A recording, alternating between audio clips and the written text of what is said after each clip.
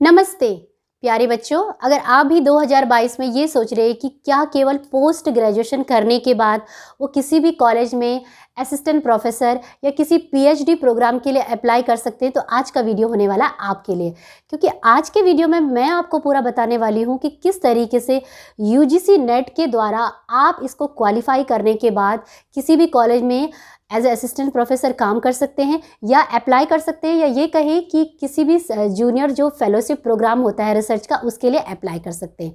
तो जुड़े रहिए मेरे साथ इस वीडियो में शुरू से लेकर अंत तक। परंतु उससे पहले अगर आप चैनल पर नए हैं और पहली बार विजिट कर रहे हैं तो वीडियो को पूरा ज़रूर देखिएगा। अगर कंटेंट अच्छा लगे तो सब्सक्राइब करके ज़रूर जाइएगा और ये वीडियो ज़्यादा से ज़्यादा उन एस्पिरेंट के साथ शेयर करिए जो यूजीसी नेट की तैयारी कर रहे हैं। तो चलिए बच्चों, बढ़ाते हैं अपनी वीडियो को आगे और जानते हैं कि यूजीसी नेट के लिए करने के लिए आपके लिए क्या क्या मापदंड है। इस वीडियो में पूरा मैं बात करूंगी कि क्या क्वालिफिकेशन होनी चाहिए, कौन इसे करवाता है, कितनी एज होनी चाहिए, कितनी एज में छूट है, एसटी, एससी, ओबीसी, ये सारे इस वीडियो में डिस्कस होगा और थोड़ा बहुत जानकारी कि एग्जाम पैटर्न क्या होता है। तो चलिए जान लेते हैं बच्चों कि यूजीसी नेट बेसिकली होता क्या है। ठीक है, तो यूजीसी नेट की अगर मैं बात करूं, अगर मैं इसकी फुल फॉर्म की बात करूं तो इसकी फुल फॉर्म होती है यूनिवर्सिटी ग्रांट कमीशन। वो ऐसी बॉडी जो पूरे भारतवर्ष की सारी यूनिवर्सिटी का रख रखाव और देखभाल करती है कि कैसे यूनिवर्सिटी ढंग से काम कर रही है या नहीं है, नॉर्म्स के हिसाब से चल रही है या नहीं है। एंड नेट की बात करूँ तो इसका फुल फॉर्म होता है नेशनल एलिजिबिलिटी टेस्ट। ठीक है, जिस तरीके से टेट होता है ना, टीचर एलिजिबिलिटी टेस्ट, इसका है नेशनल एलिजिबिलिटी टेस्ट। अब बात कर लेते हैं कि ये जो एग्ज़ाम है उसे कराता कौन है। तो अगर मैं नेट के एग्ज़ाम की बात करूँ, पहले जो था ना, इसे करवाती थी सीबीएसई। ठीक है, सीबीएसई से कराती थी 2018 तक। परंतु 2018 के बाद ये हुआ कि ये डिसाइड किया गया कि इसको जो कराएगा वो कराएगी एनटीए, यानी कि एक नई ही बॉडी कराएगी इस यूजीसी नेट के एग्ज़ाम को, यानी कि सीबीएसई नहीं करा के अब एनटीए कराएगी। एनटीए क्या चीज़ है? एनटीए का मतलब होता है नेशनल टेस्टिंग एजेंसी। अब कई बच्चों के मन में क्वेश्चन आता होगा कि ये क्या नेशनल टेस्टिंग एजेंसी है। तो बच्चों, ये वही एजेंसी है जो कि भारतवर्ष के जितने भी टॉप लेवल के जो टेस्ट होते हैं ना, जैसे कि जीई, नीट के जो एग्ज़ाम होते हैं, वो करवाती है हमारी एनटीए बॉडी। ठीक है, तो अब जो यूजीसी नेट का एग्ज़ाम होगा 2018 के बाद, वो हमारी कराएगी नेशनल टेस्टिंग एजेंसी। तो ये तो हो गई एक बेसिक जानकारी जो एज ए यूजीसी नेट के अगर आप एस्पिरेंट हैं आपको पता होनी चाहिए। अब बात कर लेते हैं कि इसमें क्वालिफिकेशन एज वगैरह क्या होती है। परंतु उससे पहले मैं इसको बताना चाहूँगी कि ये जो प्रोग्राम है ये किस तरीके से डिवाइड किया गया है। क्या अगर मैं रिसर्च नहीं करना चाहती और डायरेक्ट सीधे असिस्टेंट प्रोफेसर बनना चाहती, तो क्या मैं बन सकती हूँ? तो उसके लिए क्या क्या चीज़ें और क्या क्राइटेरिया है वो आपको इसके पता चलेगा। तो देखिए, ये जो प्रोग्राम है ना, ये 2 भागों में डिवाइड है। सबसे पहला भाग है कि आप अगर नेट के लिए अप्लाई कर देते, यानी कि अगर आपने एग्ज़ाम में बैठ रहे हैं 2022 के, तो एक तो आप आ सकते हैं कि अगर आपने पास कर लिया है तो केवल आप as a NET qualified aspirant, यानी कि आपने सिर्फ क्वालिफाई किया है। इसमें होगा क्या? इसमें होगा कि आप किसी भी भारतवर्ष में किसी भी यूनिवर्सिटी और जो कॉलेजेस हैं वहाँ पे असिस्टेंट प्रोफेसर के लिए अप्लाई कर सकती हो अगर वहाँ पे कोई वैकेंसी है। बाकी कॉलेज की अपनी कंडीशंस है कि वो इंटरव्यू करते हैं या रिटन टेस्ट करते हैं, वो उनकी अपनी एक अलग ही चीज़ें होती है। परंतु इससे यही पता चलता है, अगर आपने नेट का एग्ज़ाम में बैठे हो तो इसमें सबसे पहली चीज़ होगी, या तो आपने केवल नेट का एग्ज़ाम क्वालिफाइड किया है। ठीक है, you are just passed NET exam. दूसरी चीज़ होती है इसमें JRF। JRF की फुल फॉर्म होती है जूनियर रिसर्च फेलोशिप प्रोग्राम। अब जैसा कि इसके नाम से ही पता चलता है रिसर्च, यानी कि इसमें क्या होगा, इस कंडीशन में आप नेट तो क्वालिफाइड होंगे ही होंगे, प्लस इसके साथ साथ आप एज ए रिसर्च प्रोग्राम में बैठेंगे। अर्थात कहने का मतलब ये कि आपको पीएचडी करने का भी मौका मिलेगा। और पीएचडी अगर आप करेंगे तो निश्चित रूप से आपको सैलरी तो नहीं मिलेगी, लेकिन उस कॉलेज और यूनिवर्सिटी से आपको स्टाइपेंड के रूप में कुछ ना कुछ वेतन मिलेगा अगर आप जीआरएफ प्रोग्राम में बैठते हैं। जीआरएफ प्रोग्राम में बैठने के लिए आपकी होना क्या चाहिए? यानी कि आपके जो मार्क्स होने चाहिए, जो कट ऑफ मार्क्स होने चाहिए, वो नेट क्वालिफाई कैंडिडेट से कुछ ज़्यादा होने चाहिए, तभी आप जीआरएफ के लिए अप्लाई कर सकते हो।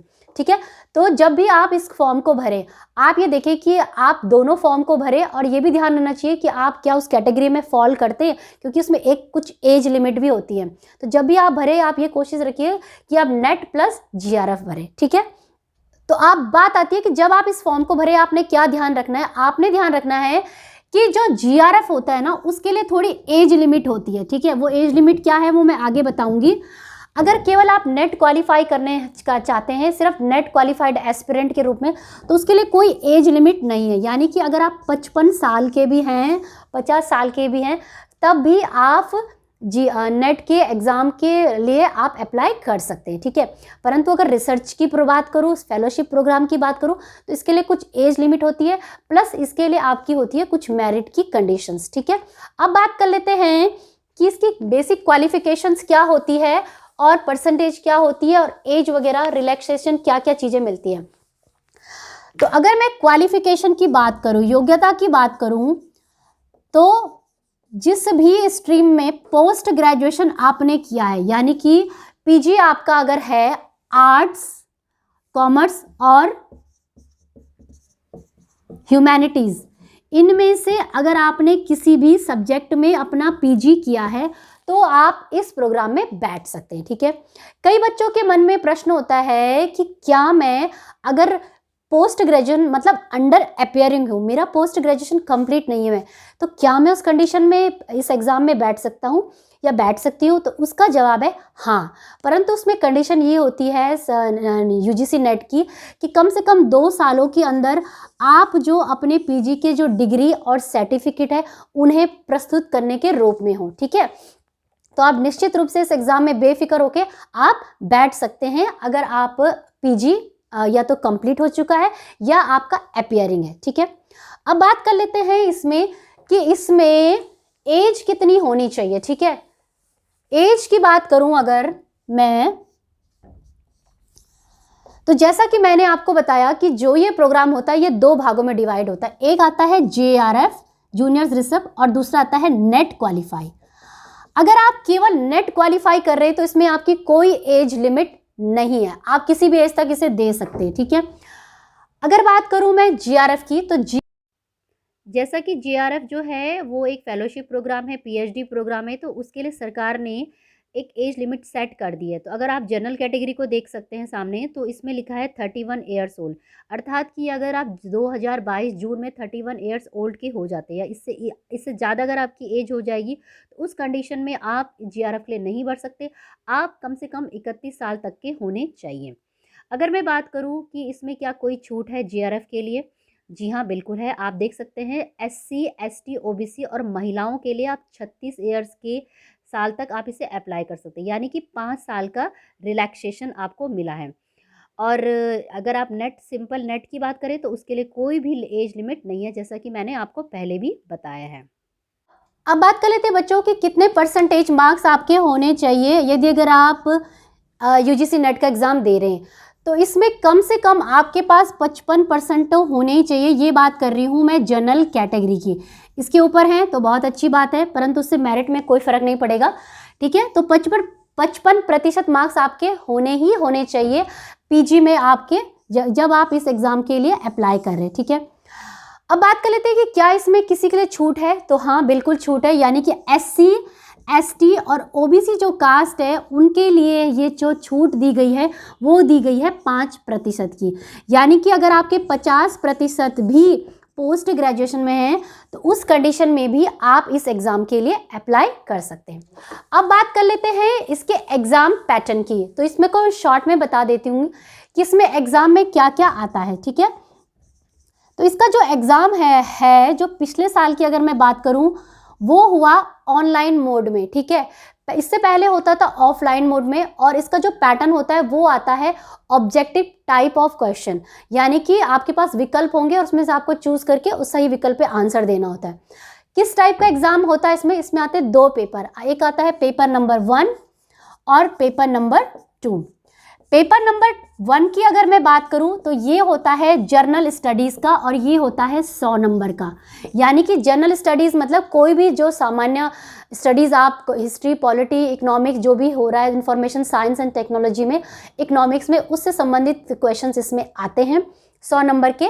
और पेपर 2 की अगर मैं बात करूं तो ये आता है आपका सब्जेक्ट बेस। सब्जेक्ट बेस से आप क्या समझे, यानी कि जिस भी सब्जेक्ट में आपने पोस्ट ग्रेजुएशन किया है प्लस जिस भी सब्जेक्ट के लिए आपने यूजीसी नेट में अप्लाई किया है कि भविष्य में आप किस सब्जेक्ट के प्रोफेसर बनेंगे, उसी के सब्जेक्ट के बेसिस पे आपका पेपर 2 आएगा।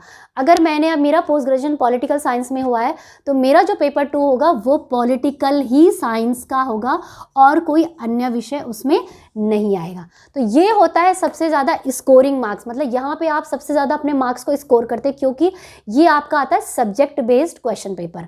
तो टोटल अगर ये आता है 100 नंबर का, ये आता है 200 नंबर का, तो ये जो पूरा पेपर है ये हो जाएगा आपका 300 नंबर का आपका यूजीसी नेट का एग्ज़ाम आता है। ठीक है, तो वैसे लकली मेरे पास ये यूजीसी नेट का एग्ज़ाम का क्वेश्चन पेपर पड़ा था, इसका भी मैं सेपरेट वीडियो बनाऊंगी कि कैसे एग्ज़ाम पैटर्न आता है। तो उसके लिए आप चैनल को सब्सक्राइब ज़रूर कर लीजिएगा और नोटिफिकेशन बेल को भी दबा लीजिएगा ताकि जब भी वीडियो बनाऊँ आपको मिल जाए।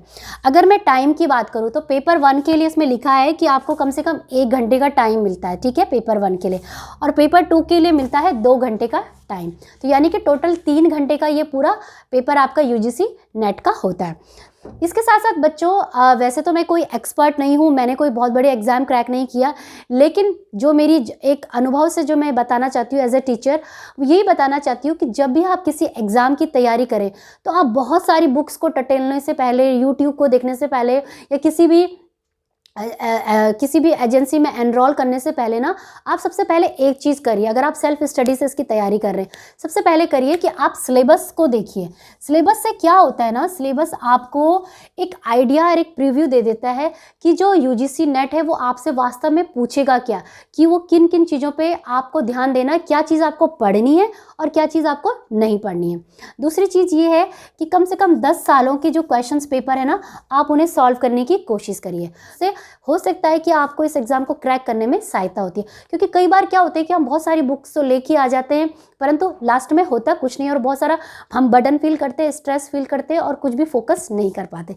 तो बच्चों बस आज के वीडियो में मैं यूजीसी नेट के बारे में आपको इतनी ही जानकारी देना चाहती थी। उम्मीद करती है आपको ये वीडियो पसंद आया होगा। अगर पसंद आया है तो चैनल को लाइक, शेयर और सब्सक्राइब ज़रूर करके जाइएगा और नोटिफिकेशन बेल को भी ज़रूर दबाइए ताकि अब जब भी मैं अगला वीडियो कोई भी अच्छा कंटेंट बनाऊँ तो वो आप तक पहुँच पाए। और वीडियो को देखने के लिए बहुत बहुत धन्यवाद।